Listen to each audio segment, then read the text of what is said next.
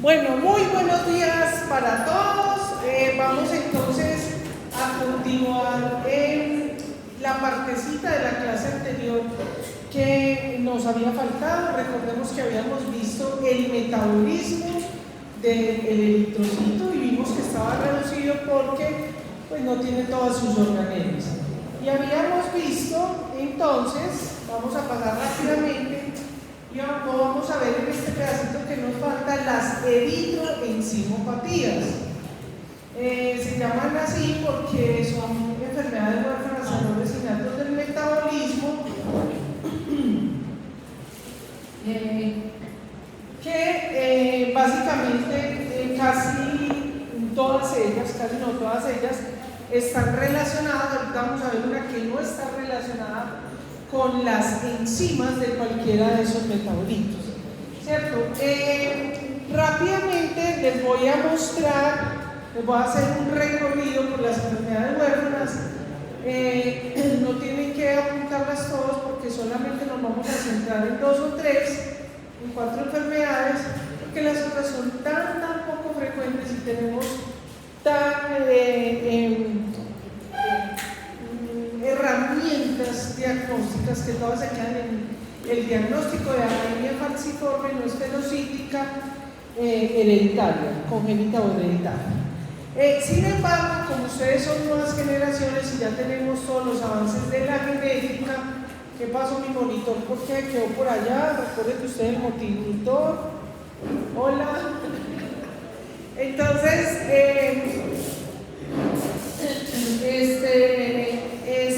bueno, ya ustedes son las nuevas generaciones que van a tener el acceso a la información molecular. Entonces, de pronto, a ustedes ya sí les va a tocar porque van a aparecer las variantes genéticas relacionadas con la deficiencia de estas enzimas. Porque como vimos en el cuadro anterior, estas enfermedades son genéticas, son errores innatos del metabolismo, genéticamente mediante autosómica recesiva, ligada al X, dominante. Entonces, muy seguramente, es decir, hay una variante genética que te va a ocasionar esta enfermedad. Entonces, aquí está esta tabla que es muy feita, muy viejita, pero es un artículo muy bueno y que esté interesado se lo puedo enviar. Recordemos esto y que lo pregunto en el examen. Esto se lo pregunto, yo le puedo poner el problema más complicado de eso, y usted como hematólogo colombiano, me queda la mayoría de países, qué pecado, como médico general, a lo que más va a llegar es a entender que su paciente tiene una anemia hemolítica no esferocítica congénita. En la clase pasada, o con el otro grupo, no me acuerdo, me hicieron una pregunta muy interesante y se las traje a ustedes. Me decía, es solamente entonces hay anemias que no son hemolíticas, o sea, son todas las anemias hemolíticas. No, porque eso depende de lo que esté causando. Recordemos que ustedes van a ver en el laboratorio, o no sé dónde lo ven en su carrera, van a identificar las diferentes formas del eritrocito, acantocitos, drepanocitos, las diferentes formas, y eso es un criterio diagnóstico para sospechar que puede tener hematológicamente nuestro paciente, ¿cierto? Hay algunas, como lo vamos a ver aquí, que es el drepanocito o la célula de Knox que da la anemia falciforme. Eso pues es patognomónico. ¿Podemos tener alguna de esas formas? Sí, vean, para que haya cantocitos, ¿cierto? Nosotros podemos tener, pero cuando son muy abundantes, entonces ya se puede hacer el diagnóstico. Bueno, y entonces esto es lo que se ve en el laboratorio. También recordemos que todo esto ya lo habíamos visto en la clase pasada, pero es para hacer un recorderis. Las manifestaciones clínicas generalmente son el síndrome anémico agudo. Hay unas, como vamos a ver ya en las patologías, que pueden presentar más unas cosas que otras.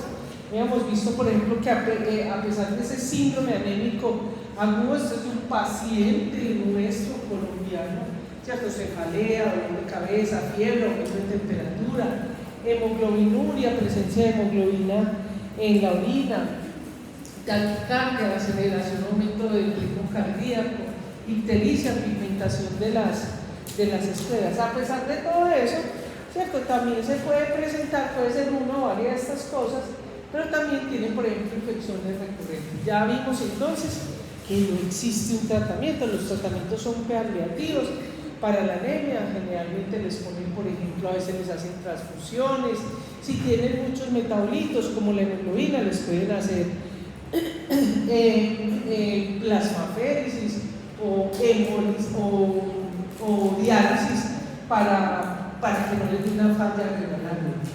Entonces analgésicos para los dolores que tengan, antipiréticos para fiebre, etc. Muy bien. Ahora sí, ya vamos a entrar a lo que es la clase, ¿cierto? Entonces, miremos de la vía de la glucólisis. Pues en realidad existen casi que todas ellas están presentes, es decir, existen pacientes, pero están en muy baja frecuencia. Nos vamos a centrar sobre todo, yo les voy a hablar de ellas, eso les queda ahí en su material, yo ya les compartí el PPT. Les comparto los PPT para que los lleven para su vida, porque es el resumen de muchos libros, artículos, de lo que yo leo y estudio, ¿cierto? Pero muchas de ellas, pues yo no les voy a preguntar eso en el examen porque la posibilidad de que vean eso es casi nula en un futuro cercano. Puede que en el mediano y largo plazo sí. Bueno, entonces nos vamos a centrar en la piruvato-quinasa. Muy bien. Entonces aquí rápidamente abróchense los cinturones porque voy a pasar rápidamente por esto. No lo tienen que aprender en el examen. Yo no lo voy a preguntar. Yo le digo ahorita, esto se lo pregunto en el examen. Por eso no lo voy a preguntar, pero que usted sepa que usted pasó por medicina y que yo que trabajo en enfermedades huérfanas, raras, en errores gratuitos del metabolismo, tengo el deber moral y ético de mencionarse. Entonces recuerden que algunas de ellas incluso por eso no están diagnosticadas, porque son tan letales que los niños padecen la enfermedad y se mueren en los primeros días de vida y ni siquiera nunca se les alcanza a hacer un diagnóstico. Entonces, aquí tenemos esta deficiencia de la exoquinasa. Recordemos que la exoquinasa, la glucosa entra, inmediatamente le pone el fosfato y básicamente lo que nos va a dar es una anemia hemolítica. Es muy poco frecuente porque imaginen ustedes esa primera enzima que es la que apenas entra por el transportador, la glucosa le pone su fosfato, es muy incompatible con la vida, entonces generalmente se muere rápidamente, produce anemia hemolítica. ¿Cuál es la clínica? ¿Qué va a ver usted allá en su consultorio, en su camilla del paciente? A ver, un paciente que tiene una anemia hemolítica, le pasan los laboratorios, una anemia hemolítica, no es ferocítica, y usted puede decir hereditaria. Acuérdense, esto es muy importante, queridos y adorados futuros médicos. Usted aquí no puede decir, no, es que tiene una deficiencia de exoquinasa, no, a no ser que tenga el examen con la variante genética, ¿cierto? O la deficiencia, o sea, la medición de la actividad enzimática. Que usted es un clínico muy teso, usted estudia mucho, con un ojo clínico y todo eso. Bueno, se puede atrever, pero tendría que ser compatible con una deficiencia de exoquinasa. ¿Por qué? Porque si no tiene todos los exámenes que muestran eso, usted no lo puede comprometer. Existen en algunos países que ofrecen el servicio en el sistema de salud que hacen la medición de la actividad enzimática. Pero son muy poquitos los países y ciudades que lo hacen. Ahora, recuerden que esas enzimas, así como lo habíamos visto y vamos a ver más adelante en la siguiente parte de la clase, que es la hemoglobina, estos se convierten en biomarcadores para hacer el diagnóstico de la enfermedad. Pero ahorita les explico eso. Tenemos también lo de la fosfato, de la glucosa fosfato isomerasa, ¿cierto? Certifique que hay una particularidad para hacerlo.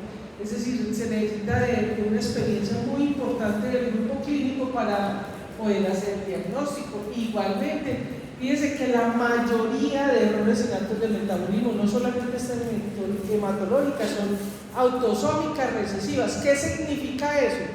Que para tener la enfermedad hereda un rasgo del papá, un rasgo de la mamá, se presentan los dos y presentan la enfermedad. Sin embargo, y los que van a estar conmigo en las correlaciones clínicas, vemos que los que tienen solamente uno de los alelos a veces pueden tener rasgos de la enfermedad, aunque no sea tan fuerte, sobre todo las metabólicas, no en todas las genéticas.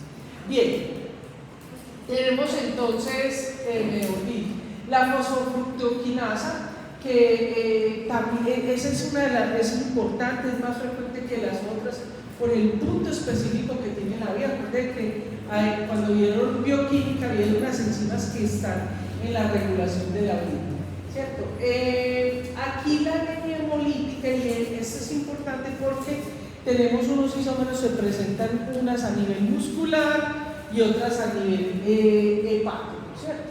Entonces, a veces este tipo, como en el caso de la fosfofructoquinasa, que básicamente, incluso esto se ve en errores y datos del metabolismo, porque tiene que ver con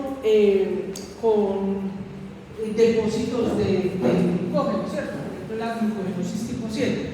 Sin embargo, hay que mencionarla porque ellos también pueden presentar su anemia hemolítica no esferocitaria, pero las manifestaciones clínicas se dan sobre todo en el músculo. Lo que pasa es que aquí, por eso es que como se presenta en el músculo, la anemia hemolítica es más moderada. ¿Listo? Bueno, incluso pueden llegar a ser unos pacientes que no tengan como tal una anemia muy marcada, tienen una hemólisis crónica que les produce otros deterioros a largo plazo y no presentan la manifestación molecular. Y entonces uno de ustedes me preguntaría, ¿y eso a qué se debe? Depende de la variante genética. La variante genética es la que nos da eso. Bueno, tenemos la aldolasa, tenemos la fosfato isomerasa. En esa, ¿qué habría que resaltar? Es importante resaltar lo que les decía al inicio. Esta es de las anemias que es muy, muy grave, ¿cierto? O sea, una anemia hemolítica grave, severa, tan severa que tiene manifestaciones neurológicas, ¿cierto? Que deterioran rápidamente al infante, ¿cierto? Y lo llevan a la muerte. Como decimos aquí, que mueren pequeñitos, ¿cierto? Esta también la traigo porque es de las excepciones. De esta quiero decir que vimos que la mayoría de estas enfermedades son enfermedades mendelianas autosómicas recesivas. Esta es de las poquitas que son ligadas al X. Recuerden que para hacer, estoy hablando biológicamente, los machos humanos son XL en su cariotipo XL, ¿cierto? Y las hembras son XX.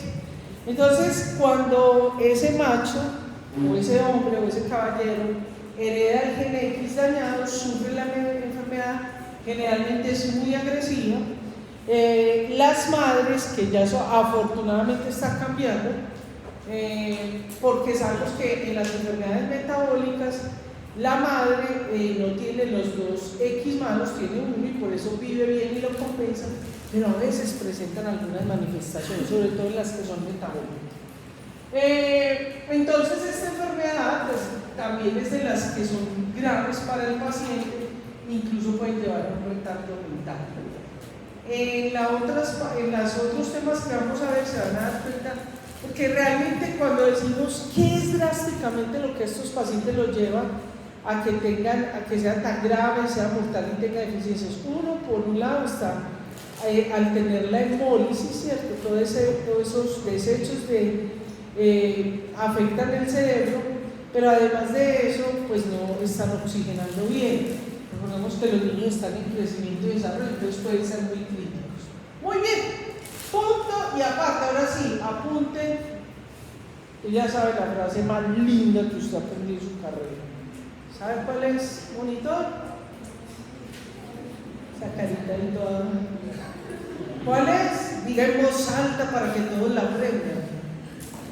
¿No dice? ¿Ah?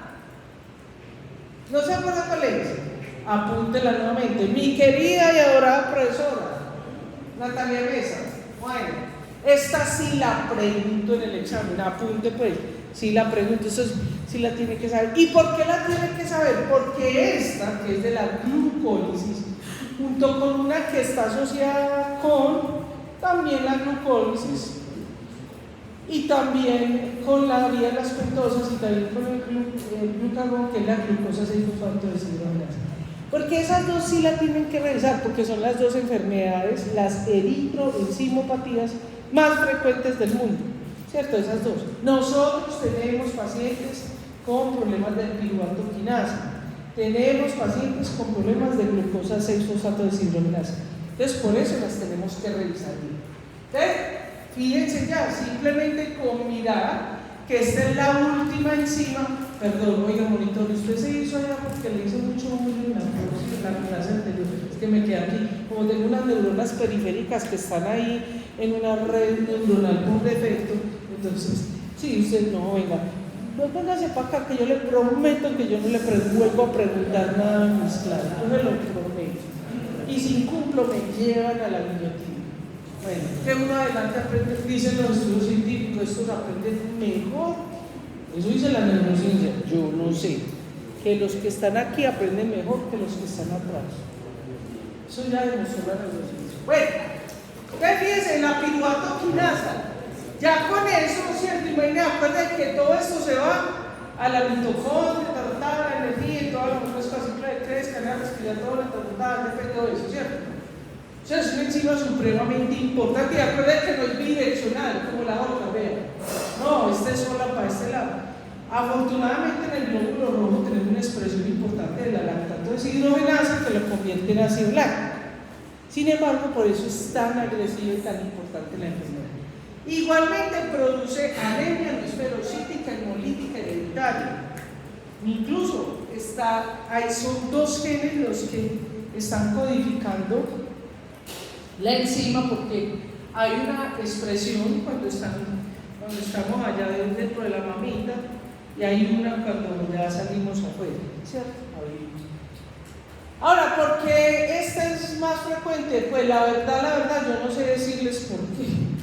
Porque uno puede hacer hipótesis, ¿cierto? Pero lo que sabemos es que en el mundo hay cómo determinarla, como vamos a ver cómo diagnosticarla, y aquí nosotros la tenemos, ¿cierto? Tenemos esos exámenes. Entonces, ahora, ¿qué es lo que produce esta enfermedad? Casi que tendríamos que pasar derecho. Como ven ahí, entonces está el síndrome hemolítico crónico, están las infecciones respiratorias. Lo que pasa es que esta enfermedad, por esa enzima estar ahí en esa posición, ¿cierto? La anemia es mucho más grave, mucho más severa, los glóbulos rojos no funcionan muy bien, entonces casi que salen de circulación. Entonces, en esta enfermedad se presenta una esplenomegalia importante. También pueden hacer hepatomegalia, pero sobre todo esplenomegalia. Recuerden que el vaso es el cementerio de los glóbulos rojos. Entonces, y pues obviamente la ictericia es muy importante. Es decir, todo esto que vimos en el síndrome anémico crónico es más fuerte que en las otras eritroencimopatías. Pero además de eso, pues tenemos la fortuna de que todavía se puede hacer diagnóstico, incluso en el PUS está midiendo la actividad enzimática, o sea, uno manda medir, usted como médico puede medir la deficiencia no, sino medir la piruvato quinasa.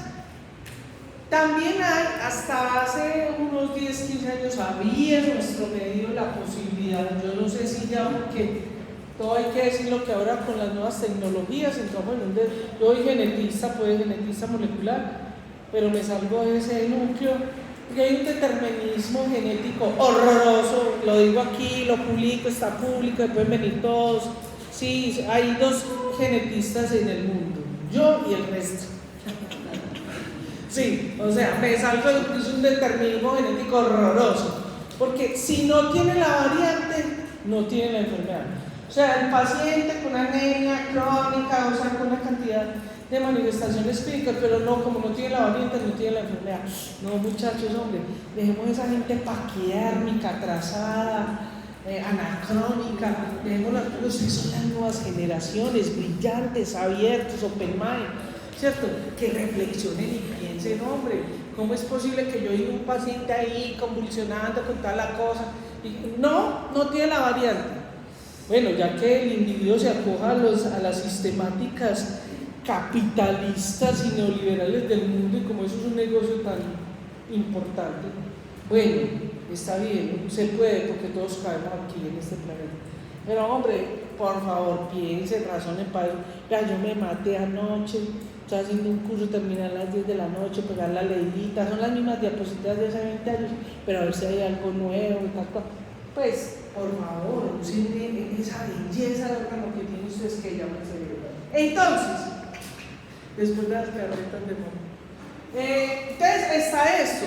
Miren a ver si se puede, si todavía hay. Esa técnica que todavía se usa en el mundo y en investigación, se utiliza. Aquí en Colombia yo no sé. Nosotros somos un país rarito. Pero se utiliza. Esta es reacción en cadena en la polimerasa asociado a RFLPs. Yo ya le voy a decir todo eso. Usted le tiene que aprender todo esto. Esto no le lo voy a preguntar, pero que usted sepa que existe.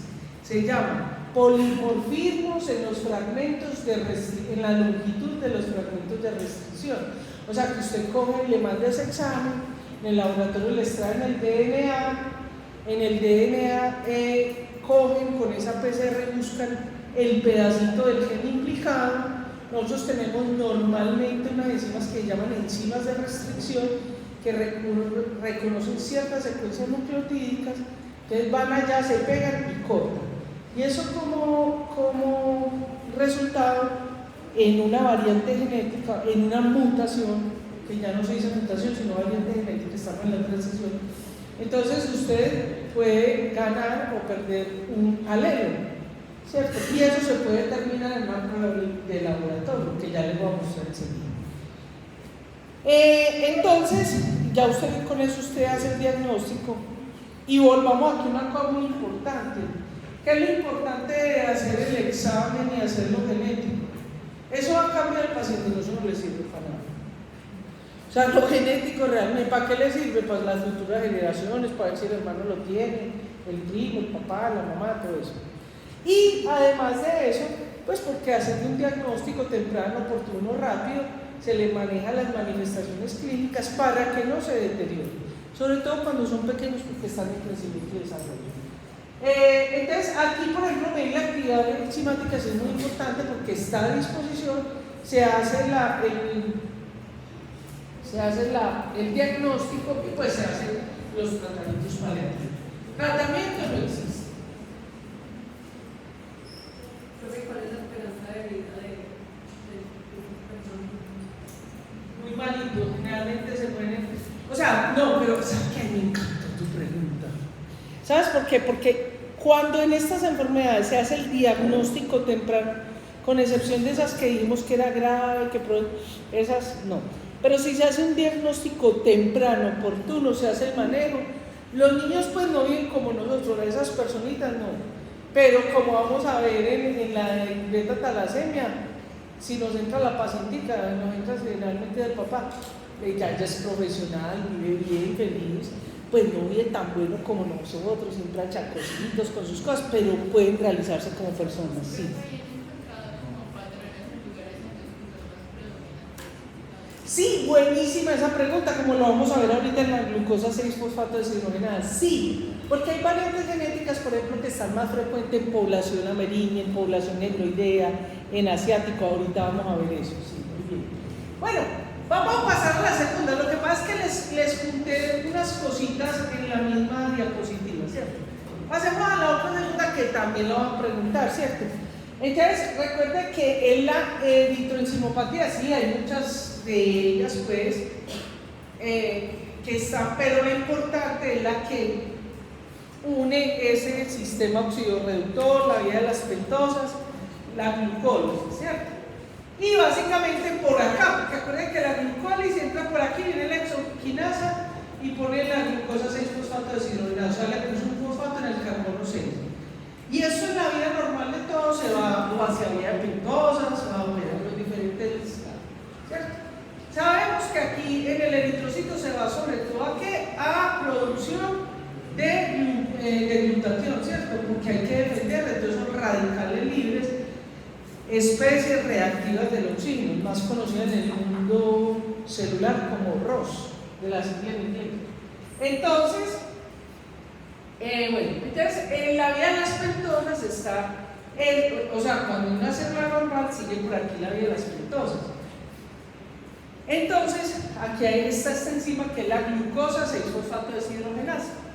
De todas esas, de las de la vía de la oxidorreducción, de la pentosa y de las otras, solo vamos a centrar en esta. Y es esta deficiencia. Tenemos aquí, les adelanto con la pregunta que me hicieron por acá, les adelanto, porque aquí es tan importante, la tenemos en Colombia, porque esto es muy frecuente en población afro. Nosotros tenemos afro hasta el tuétano. Yo, mire, vean. ¿Sabe qué es esto? Para que aprenda ya, lo ven en el video. Esta acá se llama las manchas melanínicas de la raza negra. Tengo mi sello negroideo. Y también me medio genéticamente y tengo mi amerindio. También tengo caucasoideo. Soy la máxima expresión de la mezcla. Pero tengo mis genes negroideos. Manchas melanínicas de la raza negra. Hay unos que muy blanco, pero miren. Se ven las manchas. Ay, qué pecado tan atrasado todavía, es que con racismo. O sea, yo lo he visto. Sí, todos creían, apenas se ríen y se pegan el diente y yo, pobremente. Viéndole yo ahí la rayuela tan blanco que se cree y tiene más genes negros. Somos muchos. Pero aquí muy importante, porque nosotros tenemos históricamente unas cosas muy hermosas, ¿cierto? Tenemos a Palenque, tenemos al Pacífico, Chocó. Entonces eso es lo que le va a llegar a su consultorio, muchachos. Nosotros somos amerindios. Se los digo yo que mi estudio de maestría fue mirando la estructura genética de las poblaciones amerindias colombianas. Nosotros somos muy amerindios. O sea, nosotros tenemos nuestros genes indígenas. Nosotros somos un pueblo muy mezclado, qué lindo. Pero desde el punto de vista de salud hay que tenerlo en cuenta para estas enfermedades.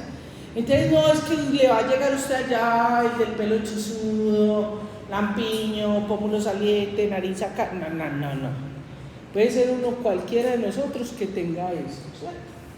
O de nuestros familiares. Entonces, esta glucosa 6-fosfato deshidrogenasa, y aquí en el hospital, o sea, hasta cuando yo trabajé con personas del hospital, de hematología y de otros espacios, otras unidades, había pacientes con estas enfermedades. Entonces, esta enfermedad, estos chicos realmente tienen una ictericia muy marcada. Entonces la pregunta sería de una de las niñas de aquí, de los de atrás. Los de arrocito en bajo estaban ayer, en la otra clase. Usted es de arrocito en bajo, ¿cierto? Usted era el grupo sí, usted, el que está haciendo así. No, usted no era los de arrocito en bajo. Usted no junta con ellos. Bueno, no estaba ayer en la otra clase. ¿Ves? Algunos de ustedes me preguntan, pues entonces, sí, ya con tanta ictericia yo puedo darme cuenta de eso. O sea, eso lo decimos, se lo digo yo, porque vi los pacientes y todo eso. Pero que a mí me pusieron todos los ictéricos y yo dije, no, ese tiene glucosa 6-fosfato deshidrogenasa. Todos los médicos que le hagan eso son pedantes, porque usted hasta que no mida la actividad enzimática o la variante genética no puede decir. Bueno, si usted sabe que fulana es hija de uno con glucosa 6-fosfato deshidrogenasa, pero por supuesto, y ni así, porque en biología todo es posible. Dale.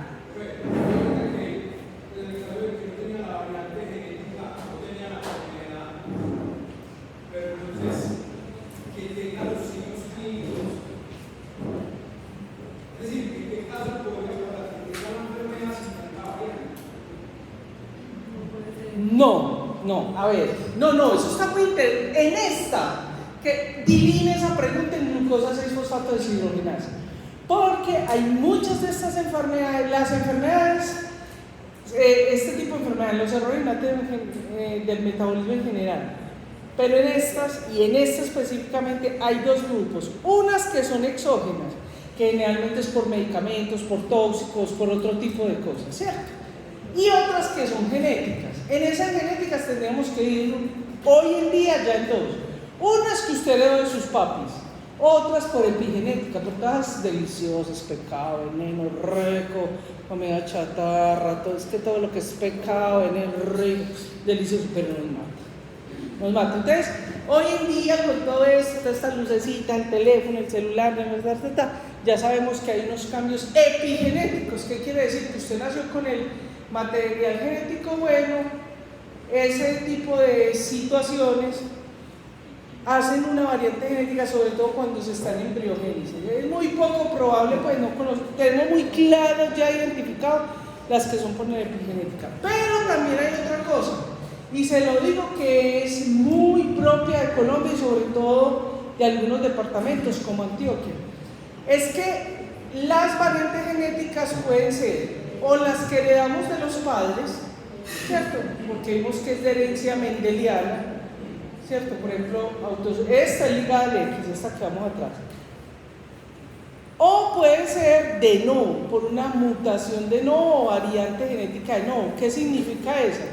Que cuando usted estaba ya en forma de mora, todavía no era un ser humano, era una mora de células, o sea, en la embriogénesis, un cambio al azar. Al azar. Algunos pueden ser por toxis, por la alimentación, no sabemos, pero al azar, ahí toda la maquinaria molecular se equivocó y creó una nueva variante genética. Tengo pero muchos pacientes con nuevas variantes genéticas. Y ahí, se me olvidó hacer un trato con ustedes, pero bueno, ya ahorita lo hago. De ahí radica que muchos de nuestros pacientes, y por eso he hecho toda esa cantaleta de lo del determinismo genético, entonces aparecen variantes. ¿Y cómo aparecen el resultado genético? Que variante Bush, o sea, variable de significado incierto. ¿Por qué? Porque como nosotros no publicamos, no se sabe, no se hacen estudios, no entran en las bases de datos genéticas. Acuérdense que las nuevas tecnologías es biotecnología y bioinformática. Entonces quedan como Bush. O variante no patogénica. Y usted va a buscar la literatura y nadie no ha estudiado eso. Entonces, muchachos, hombre, yo creo que ustedes son unas nuevas generaciones diferentes, no tengan unos errores tan asquerosos que nosotros tenemos. No, si usted ve su paciente, créanle a la clínica del paciente. Los pacientes no son resultados de laboratorio, no. Y créale a la familia, si la familia le está diciendo, no, doctor, es que es de niños con fiebre, dolor de cabeza, me mantiene amarillo. No, créale a esos papás. No sé si respondí tu pregunta. Bueno, voy a terminar esto y hagamos un pacto. Yo les voy a hacer la siguiente propuesta. Como yo hablo tanta carreta, a mí nunca me alcanza el tiempo ni las clases. Entonces vamos a hacer un pacto. Yo voy a dar toda la clase, porque no he empezado la de hoy. Entonces, esta es la del pasado, ¿cierto? Pero es una propuesta. Si ustedes que me dicen, no queremos así, yo acepto. Pero ustedes si no aceptan, tenemos que ver otra clase. Entonces ustedes no preguntan nada, sino que ustedes ven el videíto, lo ven y para la próxima clase ya traen las clases después de que miren el video. Sí, porque es que aquí es demasiada información muy rápida. Entonces de pronto cuando estén en casa, con el libro, con los PPT y eso, lo aclaran. Y si no, en la próxima clase los traen. ¿Les parece eso o alguien no está de acuerdo? Sí, no pregunten. Ay, qué pecado. No, pero no es de mala energía, no. O sea, sí que a mí me fascina. Sino que en los otros semestres de toda la vida mía, ¿qué pasa? Me pregunto y yo respondo, pues usted no me alcanza el tiempo. Y yo todos los semestres digo, Natalia, tan linda, por favor, no hables, di solo lo de la materia, pero no soy capaz, mira. Siempre digo lo que no es. Entonces, pero ahí vamos negociando. Vamos a ver, ya estoy que me pifeo en el tiempo, me quedan 10 minutos para terminar eso. Listo, pero miremos a ver. Pues no es nada personal contigo ni nada, pero bueno. Muy bien, entonces estos pacientes, ojo con esto, ¿cierto?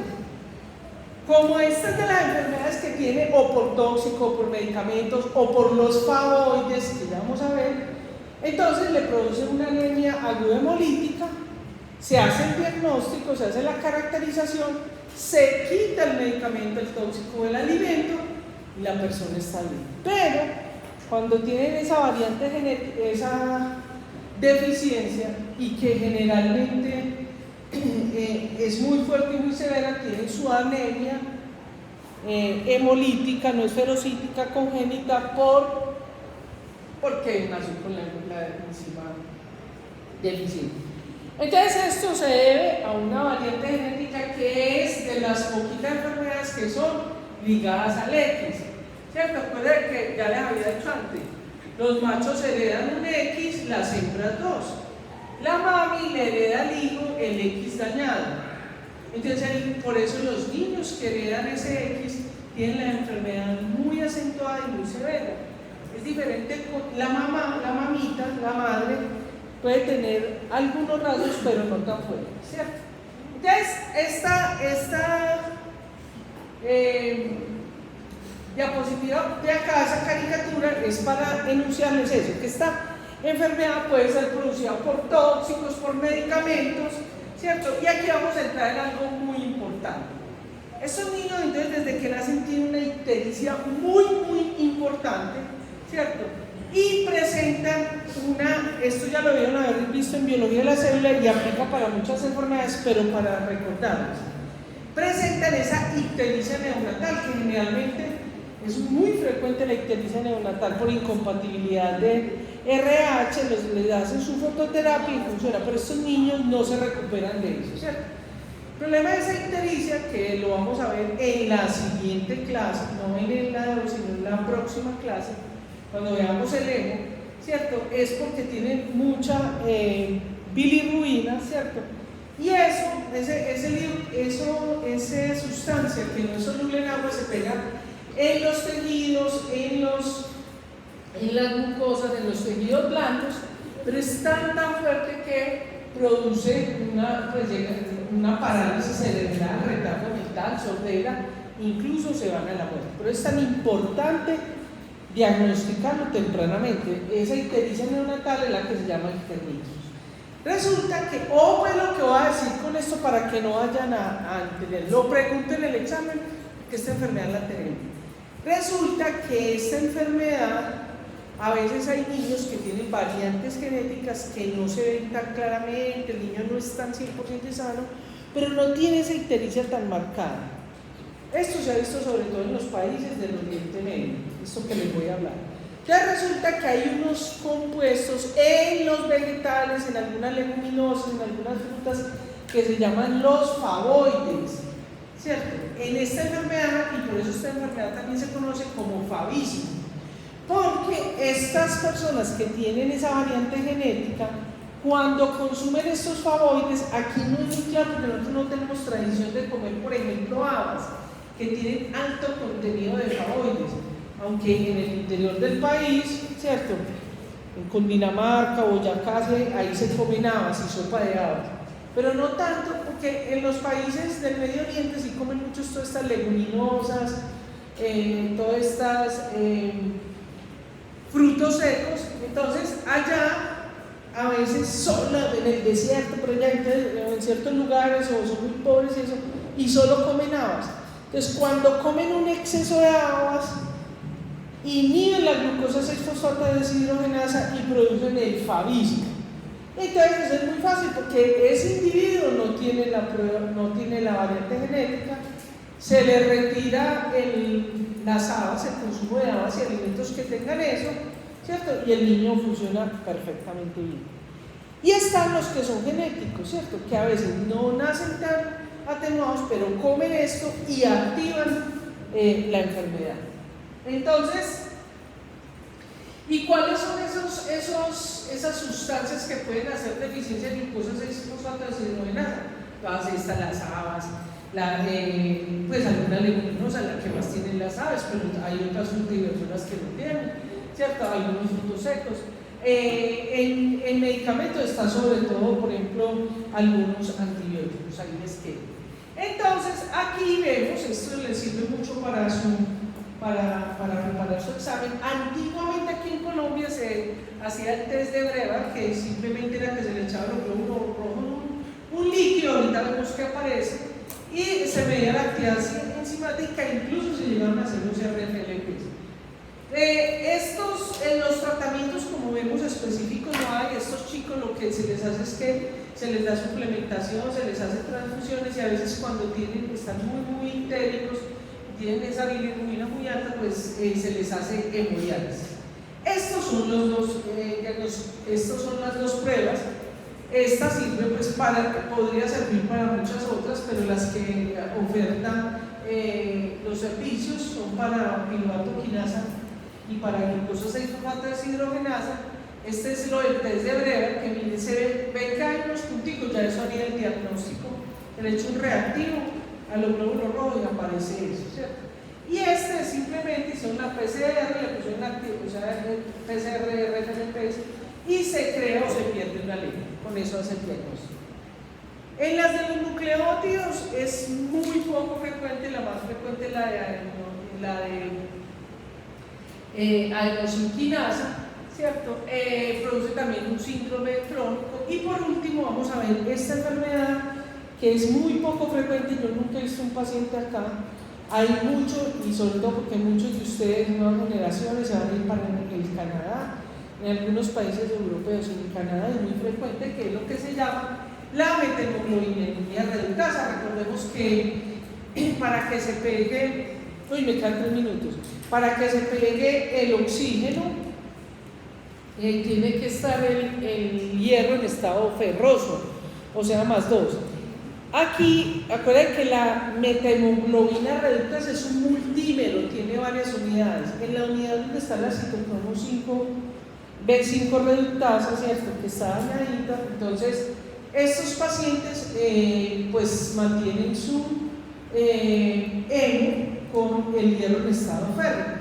Entonces son así, y también se llama la enfermedad de los hombres azules, de papá pitufo, y realmente son azules. En Canadá incluso hay diferentes tipos de acuerdo a las manifestaciones clínicas. Eso es una paciente con methemoglobinemiia hereditaria. Esta es también de las enfermedades que a veces algunos analgésicos, algunos medicamentos, como por ejemplo anestésicos, pueden llegar a producir eso. Se pegan al hemo y se pegan al hemo, no, sino que hacen que el hemo se quede en estado férreo. Y algunos antibióticos, químicos que producen eso, ¿cierto? Este es muy fácil porque es exógena, simplemente, o adquirida, que se llama, quitan el medicamento y el paciente vuelve a estar normal. Pero los que nacen con eso, como es este caso del niño, o esta foto clásica de la enfermedad, donde hay varios individuos que son como azulosos, ¿cierto? Pues ellos tienen esta es una viejita con eso, tiene muy mala calidad de vida porque camina un poquito y se cansa porque no tienen oxígeno, ¿cierto? Pero pueden llegar a la edad adulta. Por la gracia, ¿cuál es el problema de eso? Mire la hija de esta señora, me fascina esa foto, ¿cierto? Mire que no la tiene. Entonces obviamente eso retarda el desarrollo, el crecimiento, ¿cierto? Pero eso es de lo que llamamos las enfermedades huérfanas benignas. No se mueren como los otros, ni sufren pretardo, tienen una vida pues como la de nosotros, pero pueden vivir bien y felices. Básicamente la característica más importante, esta foto me fascina, pues está muy lamentable, pero esto me fascina, porque esto simplemente muestra que él es un viejito, es un señor, un adulto mayor, es decir, se puede llegar con esta enfermedad hasta la edad adulta. Entonces, básicamente lo que produce es cianosis. Cianosis viene, ciano es azul, ¿cierto? Entonces, las personas vuelven cianóticas, azules. Todo el cuerpo, no como en las otras enfermedades que producen cianosis, que son las extremidades, los labios, sino que es generalizado. Y esto es lo que ellos tienen: dolor de cabeza, fatiga, no pueden caminar, tienen problemas para respirar. Bien, por la gracia, tenemos como tratamiento el azul de metileno. Lógicamente que ellos tienen otros como el oxígeno, se les da suplementos, pero algo que puede ser venenoso para nosotros, que es el azul de metileno, es serio como nos pasa a nosotros. Nosotros tenemos una batería química, una enzima que nos permite que el hierro férrico se convierta en ferroso, ¿cierto? O sea, la metahemoglobina se convierte en hemoglobina.